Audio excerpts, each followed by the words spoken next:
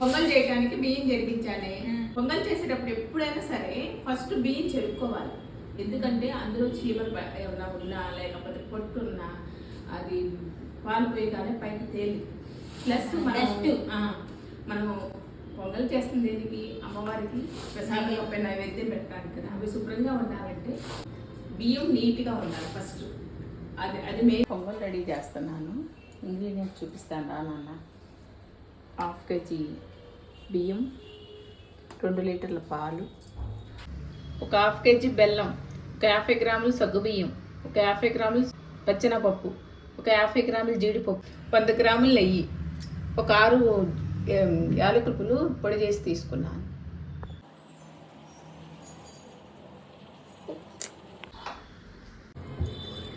First పాత్రలో పాలు పోసుకోవాలి.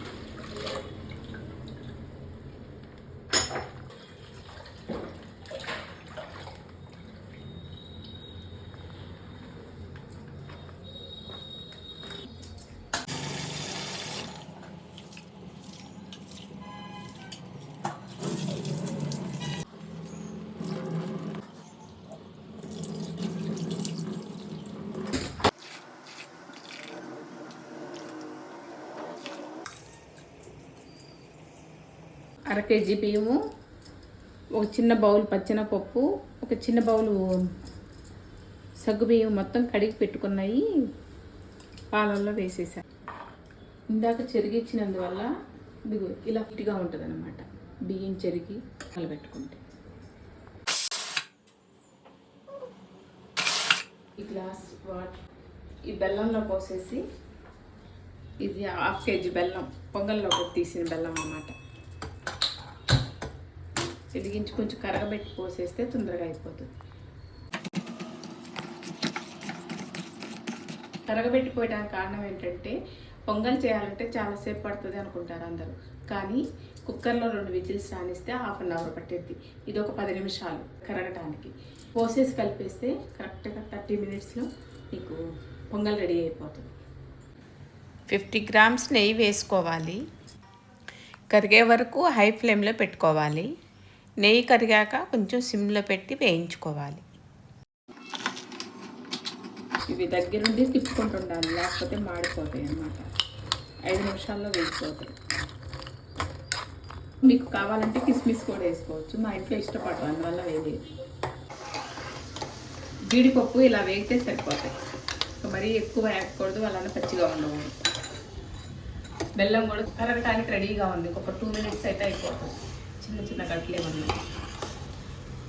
పాయసం 2 విజిల్స్ వచ్చింది. విజిల్ వచ్చాక తీస్తున్నాను.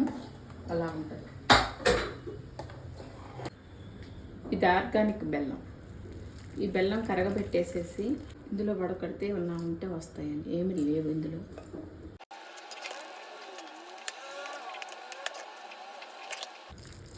ఈ బెల్లం వల్ల గోల్డెన్ బ్రౌన్ కనపడుతుంది, కానీ టేస్ట్ అయితే అద్భుతంగా ఉంటుంది. ఇప్పుడు ఇంకొక 50 గ్రాముల నెయ్యి ఉంది కదా, నెయ్యి కూడా తిన్నది ఇట్లా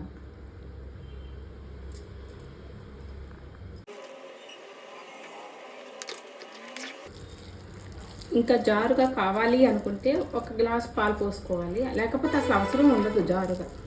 పొంగలన్నం అంటే ఇలానే ఉండాలి కదా. కావాలంటే మళ్ళీ యాడ్ చేసుకోవచ్చు. ఇంకా జారుగా ఉండాలి మాకు అనుకుంటే 1 గ్లాస్ పాలు, కాసిన పాలు పోసేసుకోవచ్చు. ఇంకా ఇలా చాలు అనుకుంటే ఓకే, లేదా 1 గ్లాస్ పాలు పోసి చూపిస్తాను.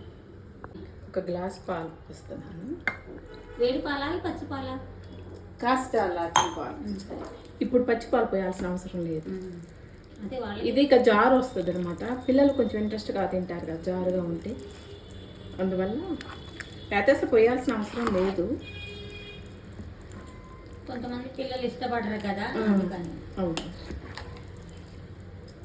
ఇప్పుడు దీని మీద జీడిపప్పు వేసుకోండి.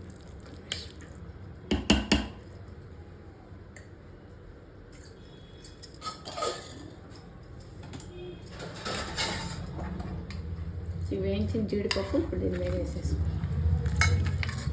నీటితో సహా.